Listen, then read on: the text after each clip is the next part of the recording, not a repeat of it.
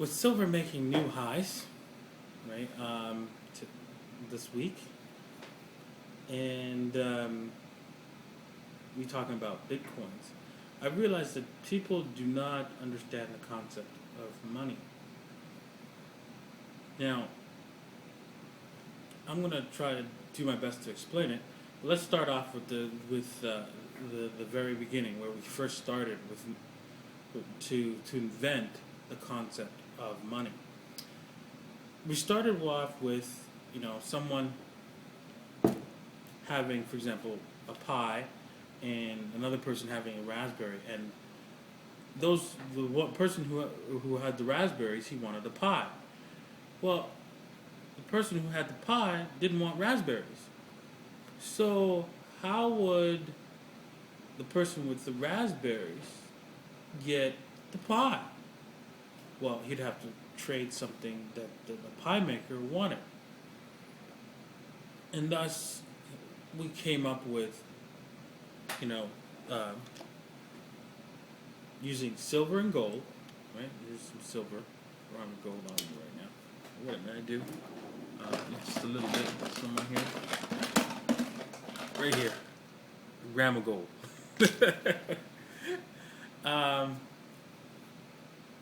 And because it was because everybody understood the value of those two items, because they're rare and hard to find and easy to identify, and they couldn't be counterfeited.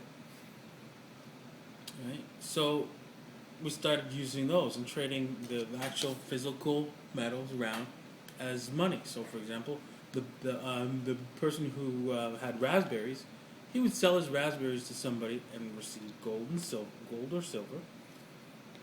Then take that silver to the pie maker and trade that for his pie. This seems convenient and nice and easy, but then here's the problem, right? The average house, right, cost 500 ounces of silver.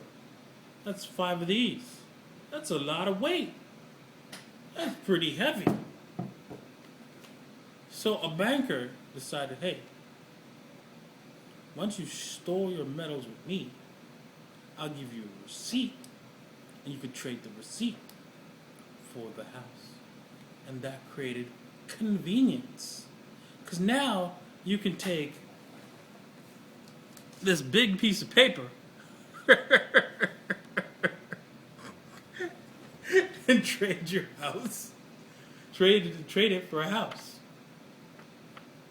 Right? Isn't that a lot convenient than carrying 5 of these? Yes, it is. It's called convenience. Right? People like that. Believe it or not, people like convenience. So, as time moved on, we invented computers, right? And we then decided to put our money on cards. I don't have my wallet on me right now. I wanted to show you a credit card, but we put our money on cards, credit cards and debit cards and stuff like that. So now in a database, instead of trading your silver for this paper, they put it inside of a database, right? Where you would be able to take out the money by charging it on your card, and on the database electronically, it would lower your account and raise another person's account, all electronically on the database. Understand that concept so far? Now, what happened was the bankers thought, bling, I got an idea. Instead of, holding gold behind these pieces of paper and these and our database, right? Let's and since nobody goes back for the gold, let's separate the link between the database in gold and the paper in gold. And that's what happened.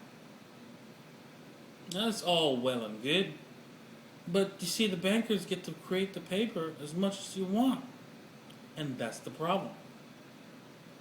They can counterfeit these papers into oblivion until eventually, we get these huge $1 trillion notes. Right? So we need to come up with a way in order to prevent the bankers from creating notes in the database, creating a bunch of money in the database as much as they want, whenever they want, like the bankers do right now. And thus, right, Bitcoin's using a complex encryption algorithm called public key and private key, has come up with a way that will provide a database using the torrent technology as well that cannot be counterfeited, that cannot be changed, and cannot be cheated. And so you can't double spend coins. You can't what's it called? Basically, cheat the system. You can't reproduce more coins than there's going to be. It creates the coins just like you'd find any kind of resource on this planet in an exponential curve going to zero. So this is why Bitcoins, right, is a solid alternative to the next fiat currency, because eventually what has happened in our history of mankind every single time is that we go to this, we collapse it, and then go back to this, then go back to this, and then collapse it again. Every single time. Right? Why do we go back to this? Because it's convenient, okay? We like convenience. Right? It's the fact that the bankers delink it from these things is the problem. And then they counterfeit it. That's the problem. If we could stop counterfeiting of the convenient currency, then it becomes a solid currency. But it's totally up to you to use, of course. I mean, you don't have to use the Bitcoins. I'm not suggesting that you should, because it's too new. It only came out in 2009. And I wouldn't suggest any of my viewers to really use it. But eventually there will become a point, right, when you have to realize, do you want to trust a banker? Because considering that I store my money, I buy gold and silver from what's it called, goldmoney.com. And it took me a long time to decide to buy from this guy, because what did I have to have? I had to have trust and faith that he would keep my silver and gold. That's my problem. I have to have. That's the problem. Is that eventually the paper system's going to collapse. Then they're going to say, okay, well, we're going to take care of us and back up our currency again, so you could trust it. So do you want to trust them again? Do you really want to trust them again? Really? Well, with Bitcoins, we don't have to trust an individual anymore. We don't have to trust the government anymore. We don't have to trust the bank anymore.